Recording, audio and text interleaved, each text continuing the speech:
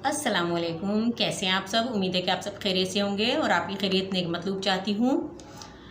काफ़ी दिनों की हाज़िरी के बाद आज आपकी खिदमत में फिर हाज़िर हुई हूँ।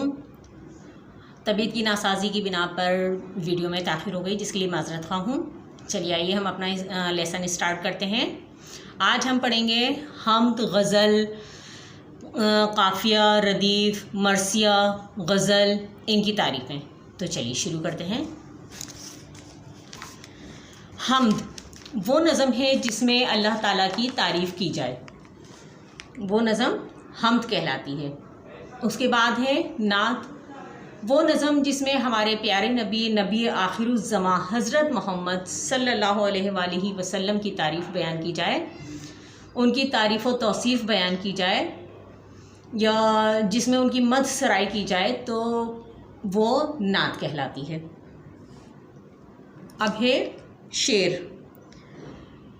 ऐसा कलाम जो ख़ास वज़न और बहर में लिखा जाए, शेर कहलाता है।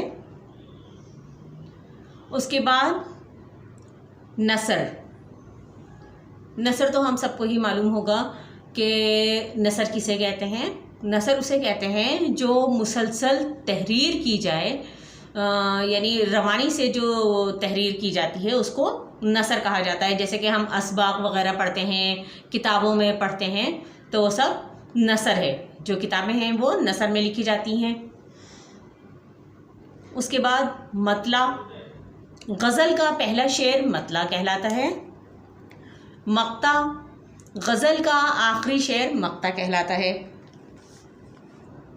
काफ़िया, हम आवाज़ और हम वज़न हुरूफ जो शेर के आखिर में और रदीफ़ से पहले बार बार आते हैं या बार बार दोहराए जाते हैं, वो काफ़िया कहलाते हैं।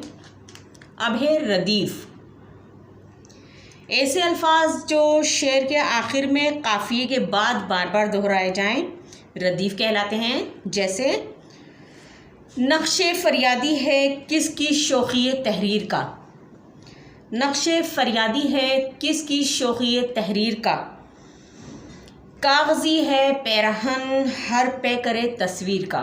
ये शेर मिर्ज़ा असदुल्ला गालिब का है। उसके बाद गज़ल, गज़ल का हर शेर वो अशार जिनमें दोस्त या महबूब के तसव्वुफ़ और इख़लाक़ियात के बारे में कुछ कहा गया हो, वो गज़ल कहलाती है। या महबूब की तारीफ़ बयान की जाए तो वो भी गज़ल कहलाती है। उसके बाद मरसिया, ऐसी नज़म जिसमें किसी मरहूम शख्सियत के बारे में या किसी तारीख़ी शख्सियत के बारे में रंजो गम का इजहार किया जाए, वो मरसिया कहलाती है। मरसिया निगारी में मीर अनीस को एक अहम मकाम हासिल है।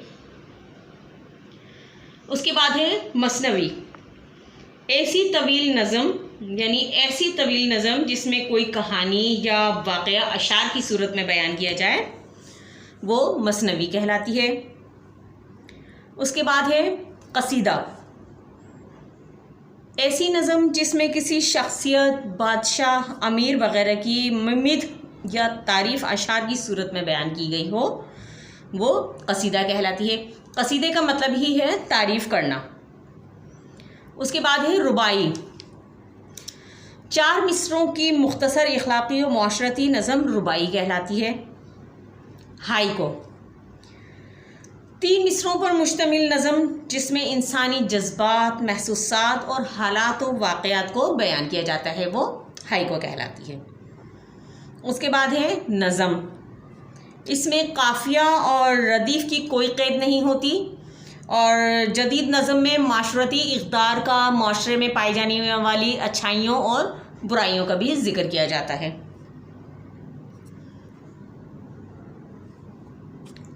आज का सबक हम इतना ही पढ़ते हैं, उसके बाद मिलेंगे फिर नेक्स्ट वीडियो में। चलते चलते एक अच्छी बात, जो आदमी अपनों को हक़ीर समझता है, दुश्मन उसे कुचल देते हैं। चलती हूँ, दुआओं में याद रखिएगा, अपना और अपने प्यारों का ढेर सारा ख्याल रखिएगा। अल्लाह हाफ़िज़।